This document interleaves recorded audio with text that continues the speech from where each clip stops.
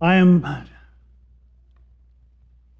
keenly aware that as a person who teaches the scriptures, that I am held to a higher standard. And therefore, I not only hope, I want to get it right. A lot of pastors and preachers, their style for preparing for the sermons is to prepare Saturday night and then give their presentation. And I'm not saying it doesn't work for them, and I'm not saying that their message are not better than mine. But I'm going to tell you what I do. This message was prepared 2 or 3 weeks ago. After I gave the last message, I start thinking and meditating and rereading this passage so that I have little excuse to get it wrong. I can't say, well, I didn't have time Saturday night because something came up. And I say that because what I'm going to speak on this passage is different than the commentaries that you will have seen, different from the questions that you will have asked. And I'm not saying they're not legitimate questions, they are, and we'll deal briefly with them. But it seems that the commentaries, which I look at after I think to make sure I'm kind of at least on the right road, is to I look at them, and there are times, and this is one where, in my not so humble opinion, I think they majored on the minors. Just as last time we took a look at the 3 parables that Jesus taught, that he was speaking to the Pharisees and Sadducees and scribes and other religious leaders, that I said, I think everybody's got it wrong. And that's pretty hubris of me to say the point of the parables was not about the lost sheep, was not about the lost coin, it was not about the prodigal son, but it was about God the Father, that God seeks and receives those that are lost, and even those who have the wrong attitude. And so today is again one of those situations where I am going to depart from, or at least emphasize, what they do not do. So if you disagree with me, that's your right to have your opinion, and in my humble opinion, you have the right to be wrong. But we'll take a look at Luke chapter 16, starting with verse 1 and 2, and we'll go from there. We're just going to take a look at 13 verses. Now, he was also saying to the disciples, so I want you to notice the shift. The previous 3 parables were given to the religious leaders, those who just didn't see. Now he's turned his attention and is speaking to his disciples. So we need to remember that. So he's talking to his disciples. And then he says, there was a rich man who had a manager, and this manager was reported to him as squandering his possessions. Now I want you to notice that the same English word, which is also the same Greek word that was used about the prodigal son who squandered his inheritance. You see, this manager didn't just do whatever, he squandered his manager's, his owner's possessions. And so that's the situation. It wasn't a matter of making great or terrible investments. He squandered it. And he called him and said to him, what is this I hear about you? Give an accounting of your management, for you can no longer be manager. So he's fired. The master goes, and notice he doesn't offer a defense. He just says, you're fired. I've heard about it. Now you're ceased to be employed, but you're going to render me an accounting of what you've done. The manager said to himself, what shall I do? Since my master is taking the management away from me, I am not strong enough to dig, and I'm ashamed to beg. So he comes to a realization. He goes, okay, I used to have a cushy job. It was an office job. I get to get to be on the highest floor and look out over the city, and it was cool, and I had air conditioning. All of a sudden, now I've lost that job, and I'm not strong enough to dig. They're obviously not going to hire me for that. And he goes, in essence, I have too much pride. I'm ashamed to beg, because what's going to happen is if he holds out that sign on the exit of the 405, people are going to say, but didn't you manage the rich guy's money? So not only is he poor, but everybody's going to know who he was. So he's ashamed of it. So he knows he has a problem. So what does he do? I know what I shall do, so that when I am removed from the management, people will welcome me into their homes. So he comes up with a plan. This is the plan. And he summoned each of the one of his master's debtors. And he began saying to the first, how much do you owe my master? And he said, 100 measures of oil. Notice it's not money, it's product. He goes, I owe 100 measures of oil.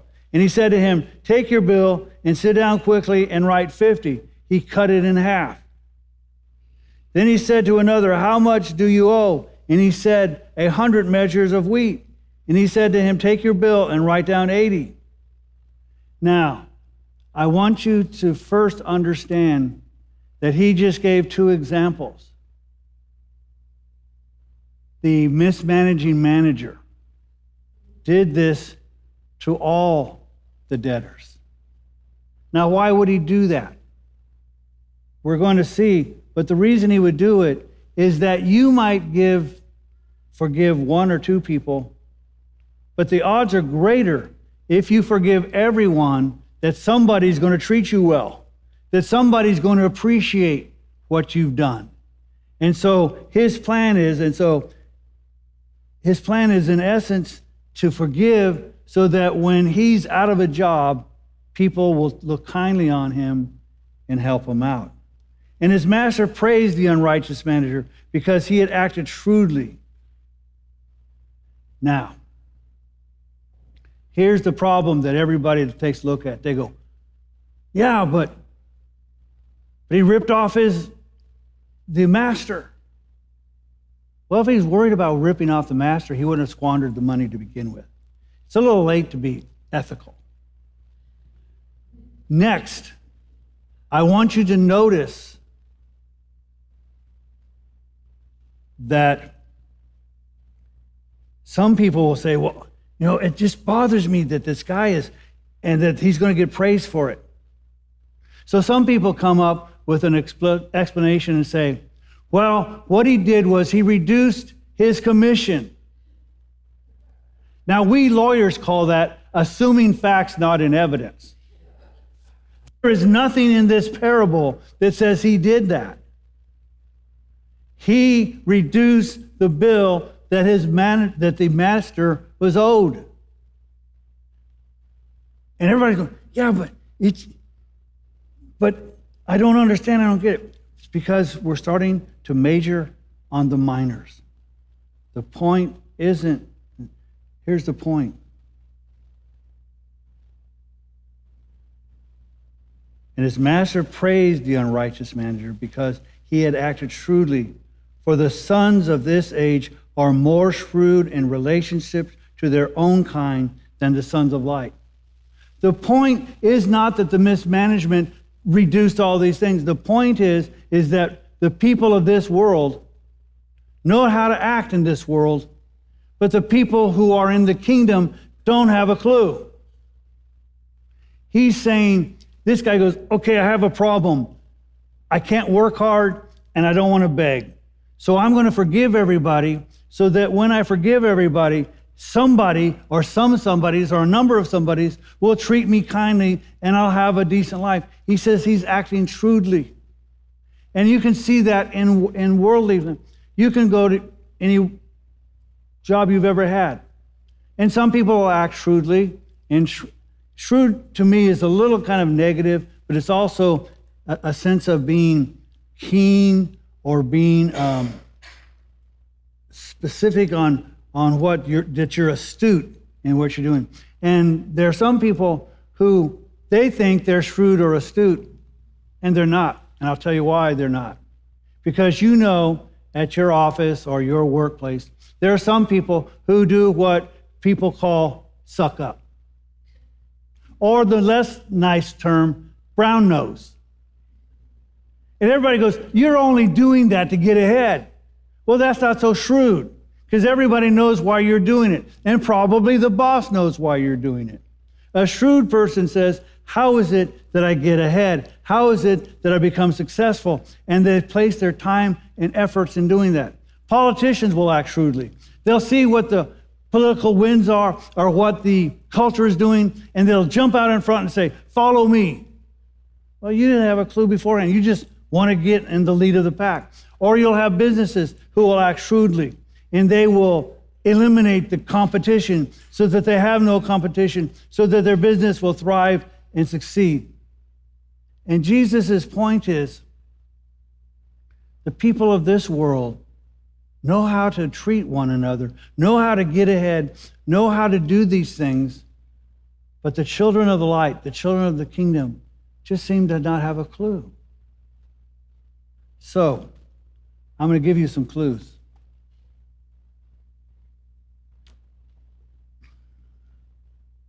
We need, and as I don't like the word shrewd, we need to act astutely. So how is it that we act astutely? Well, I'm going to take one of the samples from this. It's not so much about money, but there are people who have hurt you, who have wronged you, who have said or done all sorts of manners of bad things against you. Be forgiving. And that's shrewd or astute in a couple of reasons.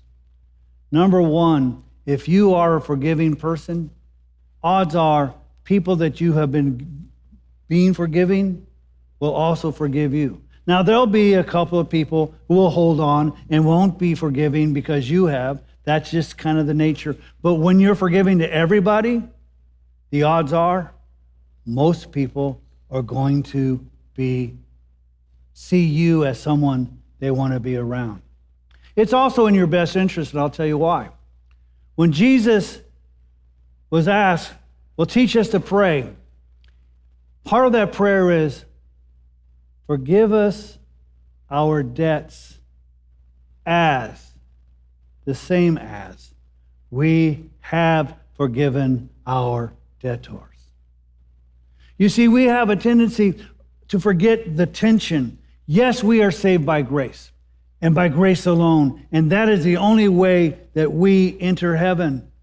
But we also are to hold and be held accountable for what we have done. And God says, you want to be forgiven? Then you need to forgive. And so it is in your best interest to forgive, not only because then God forgives you, but because other people will see you as a forgiving and loving person, which is another way to act astutely. Be loving. You notice Jesus had all sorts of people who came to him. Tax collectors, sinners, fishermen, even religious people, prostitutes, all those people, because they saw Jesus as a person who loved. And not only did he love, he told us to love.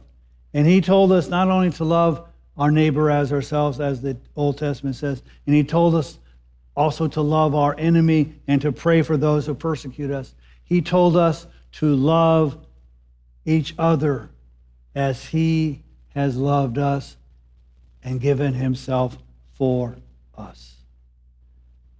We need to act astutely and be loving to each other.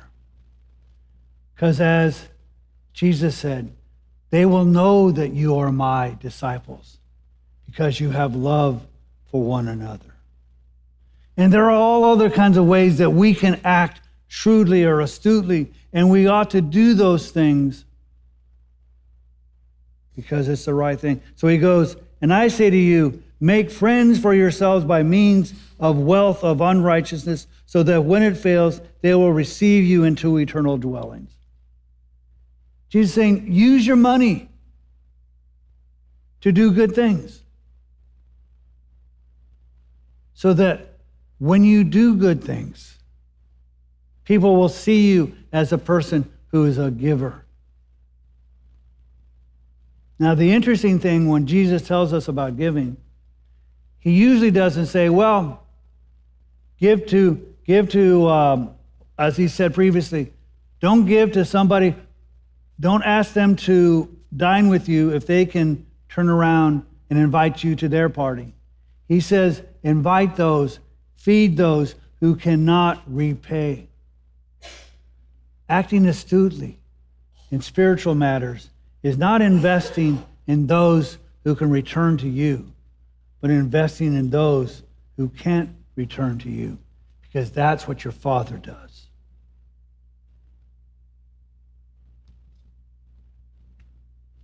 So when we do these things, when we're forgiven, when we're loving, when we're giving, when we do these things, then people will see that we are disciples of the Lord and that we are children of God.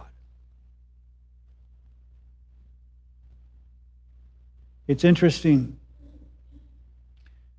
that the people of this world will act shrewdly to acquire things that will not last.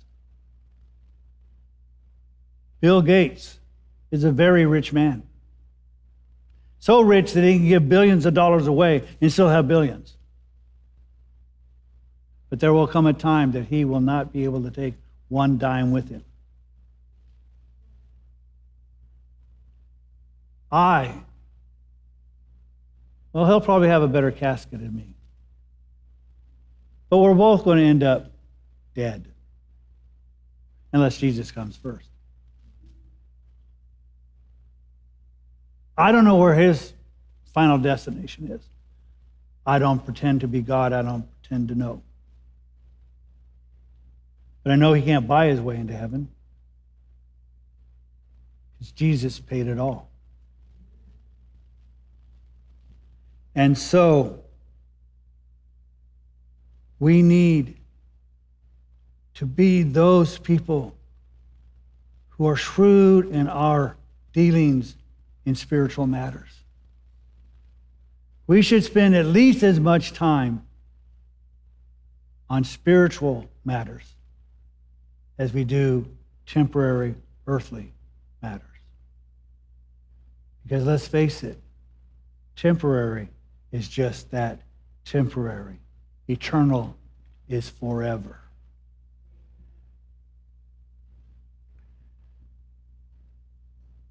And so my reading of this parable is not to be challenged with the ethics of the manager.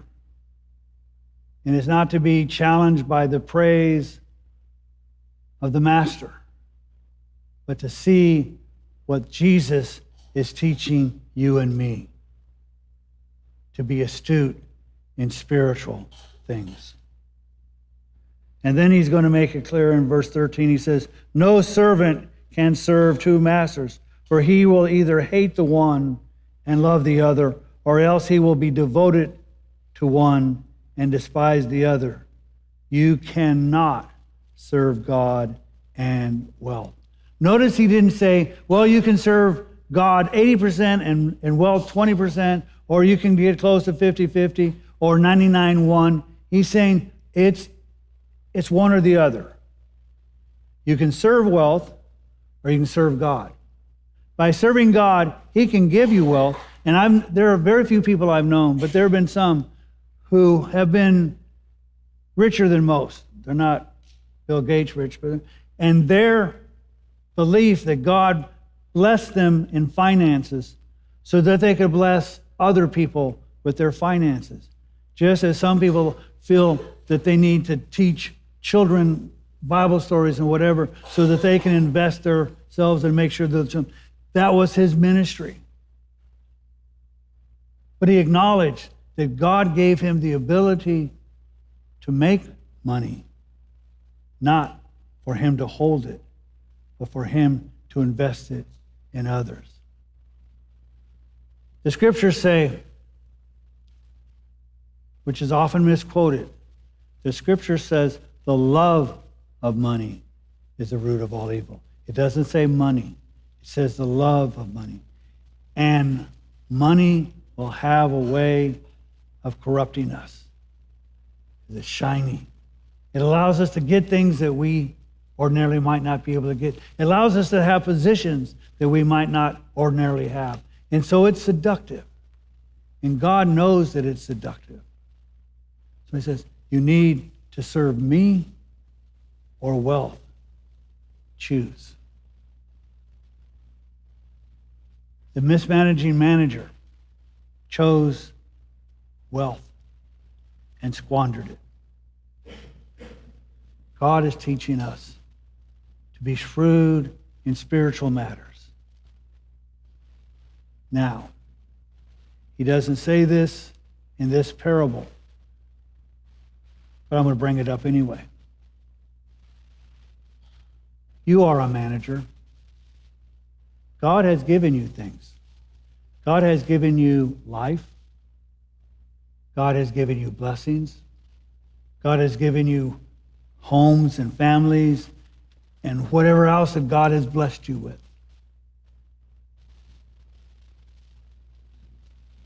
We take a look at this person and we think about how unethical he acted. How ethical are we acting with what God has given to us? Because even your breath is not your own. It is given by God. So, we will be giving an accounting someday for those of us who are believers. It's called the Bema Seat. And we'll be rewarded for those things that God has determined that we have done because we sought his kingdom. And we will suffer loss for the things that we hoped to benefit ourselves. Now, the great thing about the Bema Seat is that you still get to go to heaven.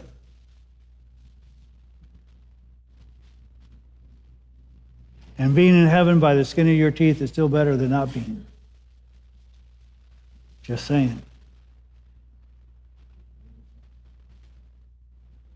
But I'm here to say to me, 3 fingers are pointing back, okay? And to you.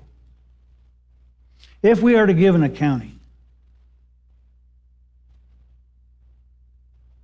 I don't want to have to hang my head in shame and say, yeah, I mismanaged it. I squandered it.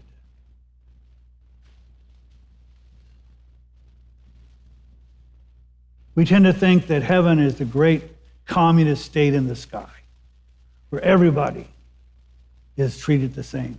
Well, if that's the case, why is there the Bema Seat? Why is there given crowns of gold? And why is there things that we've done are qualified as gold and silver and precious stones versus wood, hay, and stubble? There is an accounting that will be done. So I'm here to tell us, me and you, church, if heaven isn't the great communist state in the sky, why don't we become richer than Bill Gates in heaven? Because Bill Gates can't keep it. But when we're in heaven, it will be for eternity. I'm going to end on a joke. There was a lawyer and a pastor who died. And they both went to the gates of heaven, and St. Peter met them. And St. Peter said, I'll personally escort you to your new abode. So he goes, we'll take the lawyer first. So they went to the lawyer's, and it's a 37-bedroom mansion with more bathrooms than that, an Olympic-sized pool, everything's in marble and gold. It's just beautiful. It has grounds that are immaculate. And St. Peter goes, this is your abode. So the lawyer goes and takes his place in his new home. The pastor is excited because the lawyer got that. I can hardly wait to see what I'm going to get. So St. Peter takes the pastor to his abode, which is a studio apartment. Doesn't even have a whole bedroom. Almost like a porta potty. It's bare. And the pastor goes, wait a minute, St. Peter, I don't get it. I served as a pastor for over 30 years. I didn't take much of a salary. I was always dealing with people, and you know the people of God are just difficult. And I dealt with them, and I always dealt with them with a smile on my face. I don't understand, why did the lawyer get the mansion and I get a studio apartment?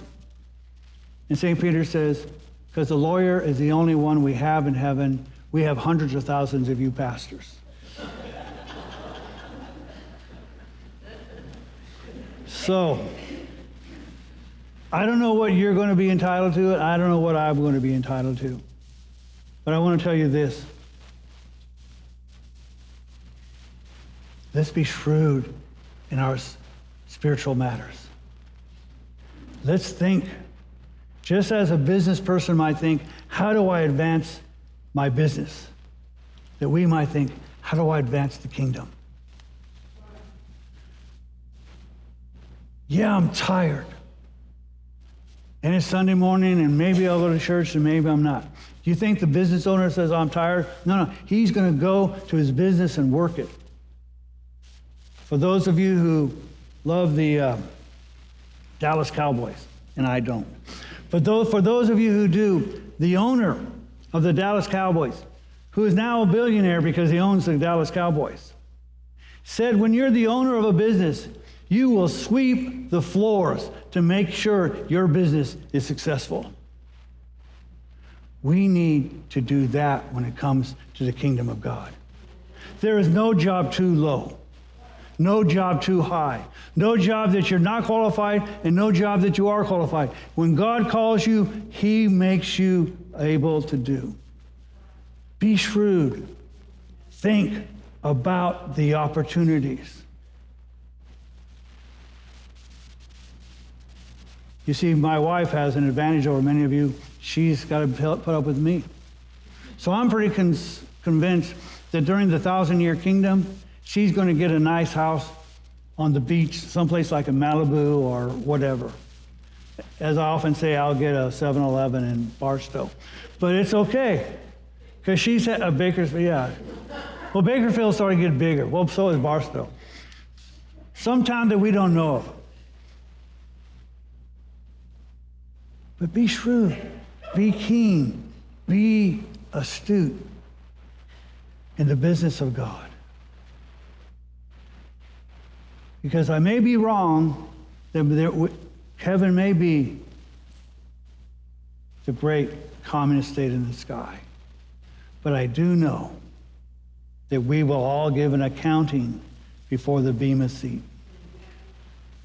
Therefore, let us not be like the mismanaging manager who squandered the opportunity, but to take it and invest ourselves, our time, our talents to increase the kingdom of God. Because we are not the same having come into contact with Jesus. We now have a different emphasis. We now have a different goal. The goal is not the bank account, but to hear, well done, good and faithful slave. And all God's people said,